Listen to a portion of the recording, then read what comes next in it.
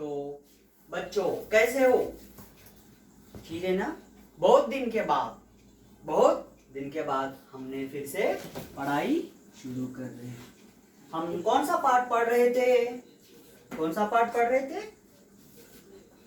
पाठ दूसरा, हमारा गांव।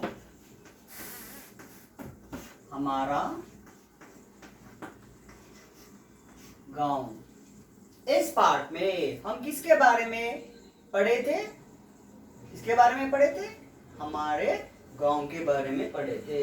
गांव और शहर में बहुत अंतर होता है। गांव में जो सुविधाएं मिलती है वो हमें शहर में नहीं मिलती है। जो शहर में सुविधाएं मिलती है वो गांव में नहीं मिलती है। लेकिन आजकल गांव में भी सभी तरह की सुविधाएं मिल रही है।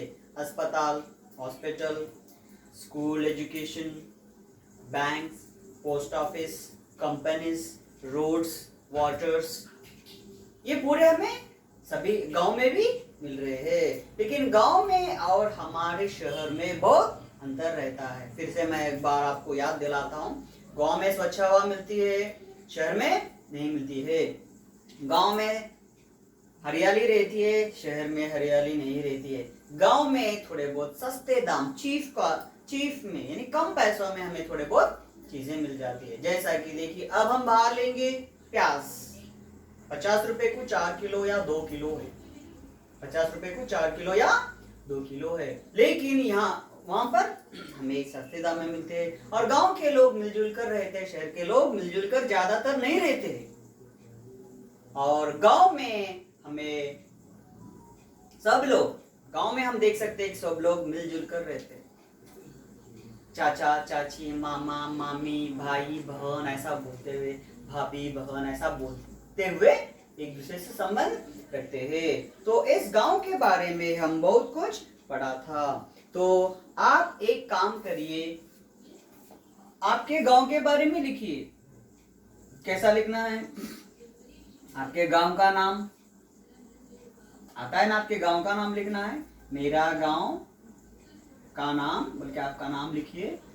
और वे कहाँ पर है, कौन से डिस्ट्रिक्ट में है, कौन से प्लेस में है, वो लिखिए। और गांव में क्या क्या सुविधाएं होती है, गांव कैसा रहता है, मैं इससे पहले आपको लिखाया था।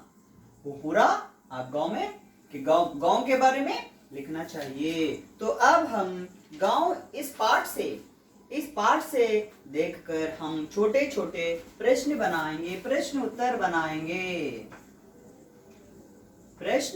उत्तर यानी क्वेश्चन आंसर्स। तो देखिए, मैं यहाँ पे अब ये पद लिखता हूँ। क्या है? हरा भरा है गांव हमारा, हरा भरा। नहीं, आप किताब में देखिए। अभी मैं एक प्रश्न बनाता हूँ, उसका आंसर कैसा लिखना चाहिए। तो देखिए, प्रश्न 1, गांव कैसा है? गांव कैसा है? कैसा है गांव? हरा भरा है गांव हमारा। इस तरह लिखना चाहिए क्या? नहीं। तो फिर क्या लिखना चाहिए? प्रश्न यानी क्वेश्चन, उत्तर यानी आंसर। गांव कैसा है? वहां पे एक शब्द है, हरा भरा। गांव कैसा है? हरा भरा है। ऐसा नहीं लिखना चाहिए। फिर कैसा लिखना चाहिए? पूरे वाक्य में लिखना चाहिए। कैसा लिखना चाहिए? हरा भरा। नहीं तो ऐसा भी लिख सकते हैं, हमारा गांव हरा भरा है। तो देखिए, आप यहाँ पर लिखते समय गांव का शब्द गांव पर है, केवल हम हरा ही लिखा है, हमारा लिखा है, हमारा। तो इस तरह आप क्या करना चाहिए? प्रश्न का उत्तर लिखना चाहिए। गांव कैसा है? हमारा गांव तो ऐसी है, हरा भरा एक हमने लिखा है। और उत्तर के बाद हम यहाँ पे क्या लगाना चाहिए? पूर्ण विराम लगाना चाहिए। तो प्रश्न दूसरा, तो दूसरे में देखिए,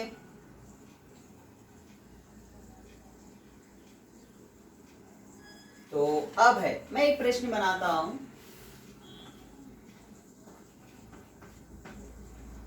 नल के पास कौन नहाते हैं? तो आप यहाँ पे, अरे सर ने प्रश्न लिखा है, इसका उत्तर कैसा लिखना चाहिए, कैसा लिखना चाहिए, ऐसे डरने की जरूरत नहीं है। कैसे लिखना चाहिए, पहले देखो, नल के पास कौन नहाते हैं? हम नहाते हैं। हम यानी बड़े लोग बाहर नहाते हैं क्या? नहीं। फिर कौन नहाते हैं? बच्चे। क्या हम एक शब्द में लिखेंगे क्या उत्तर इसका?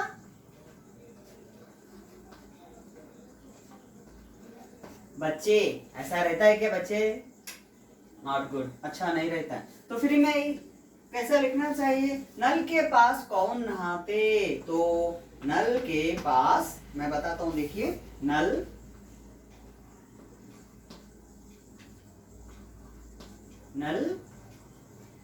के पास, पूरा ही एज इट इज लिखना चाहिए। नल के पास हम, कौन नहीं लिखना चाहिए, वहां पे हम है। हम यानी कौन है? आप यानी बच्चे। नल के पास बच्चे एज इट इज, फिर नहाते हैं, नहाते हैं। यहाँ पे ये क्वेश्चन है। क्वेश्चन आने के बाद जहां पर हम क्वेश्चन मार्क लगाते हैं, ये क्या है? आंसर है। ये आंसर बाद हम क्या करना चाहिए?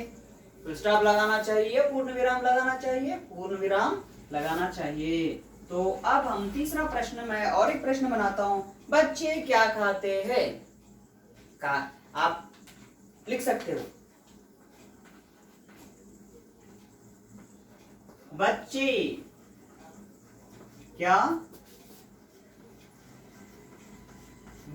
क्या खाते हैं?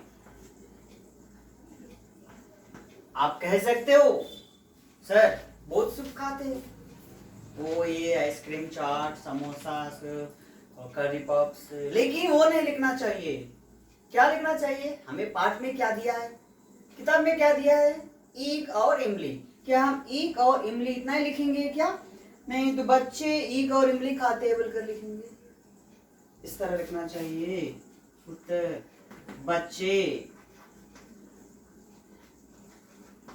बच्चे क्या के बदले में? बच्चे ईख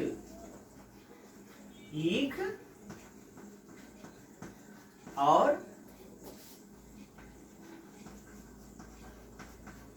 इमली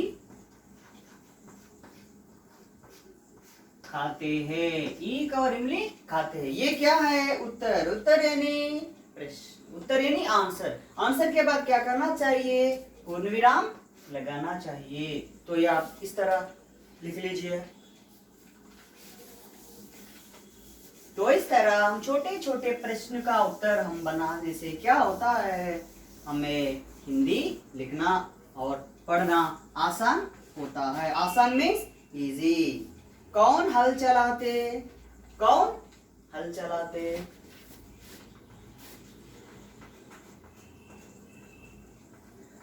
कौन हल चलाते हैं? कौन हल, ये क्या है? प्रश्न। प्रश्न यानी क्वेश्चन। क्वेश्चन यानी यहाँ पे हमें क्वेश्चन मार्क लगाना चाहिए। कौन हल चलाता है? किधर में देखिए, आपको पता है ना, किसान। यानी हम एक किसान का शब्द यहाँ पे लिख लेना चाहिए। किसान। किसान कौन के बदले में किसान लिखना चाहिए? हल एज इट इज चलाते हैं। चलाते हैं। ये क्या है? उत्तर है। उत्तर यानी आंसर। आंसर के बाद क्या करना चाहिए? हम अंग्रेजी में हुए तो इस तरफ फुल स्टॉप लगाते हैं, लेकिन हिंदी में इस तरह फुल स्टॉप लगाना चाहिए। फिफ्थ क्वेश्चन, किसान क्या उगाते?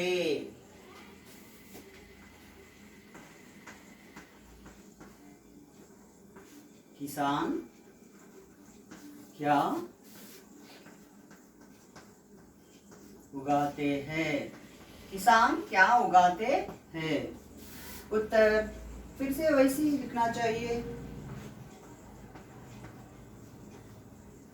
किसान क्या दिया है? तरह तरह के अन्न,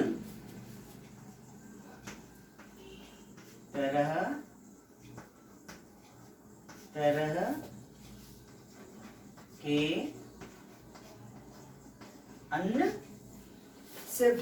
आप क्या करना है? तरह तरह के, ये तरह तरह भी किताब में है, तरह तरह के अन्न भी किताब में है।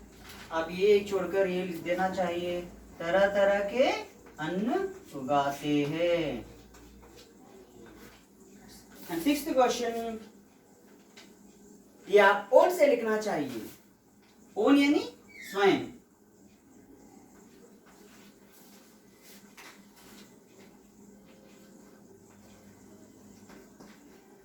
तुम्हारे, तुम्हारे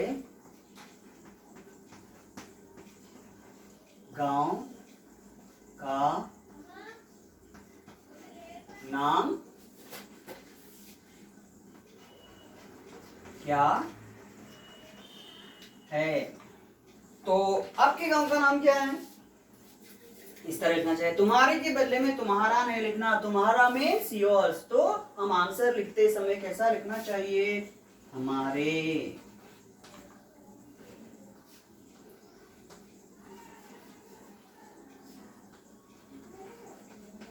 हमारे, हमारे गांव का नाम क्या है? आपका गांव का नाम कुप्पूगुड़ा, अफजलगंज, हैदराबाद, सिकंदराबाद, बॉम्बे, ऐसा कुछ भी लिख सकते हैं आप। आपका गांव का नाम क्या है कि वो लिखिए। अब मेरे गांव का नाम लिखता हूं।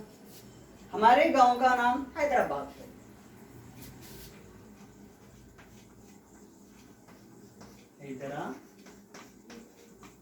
हैदराबाद है।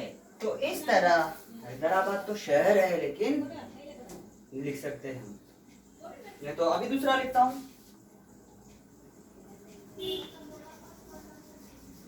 हमारे गांव का नाम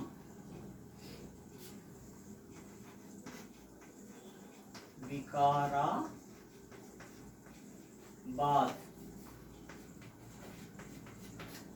विकाराबाद। तो आप इस तरह आपके गांव का नाम लिखना चाहिए। तो बच्चों, ये है हमारे प्रश्न।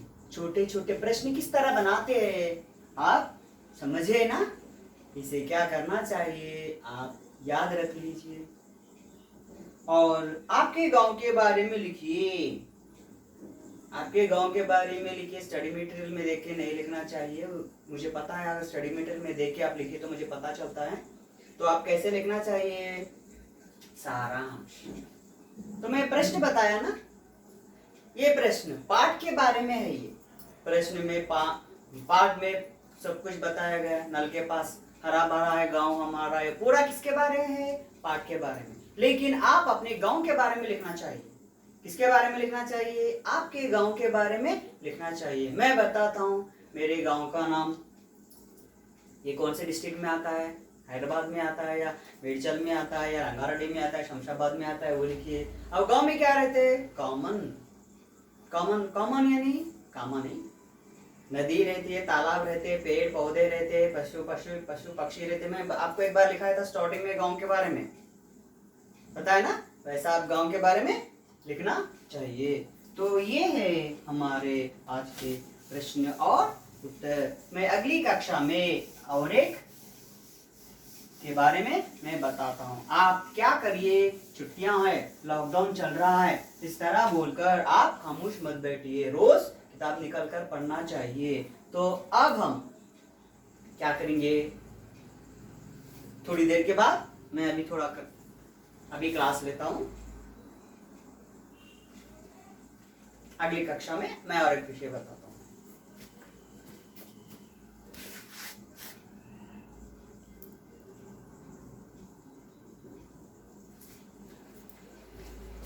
तो अगली कक्षा में हम क्या सीखेंगे, इसके बारे में मैं आपको एक बताता हूँ।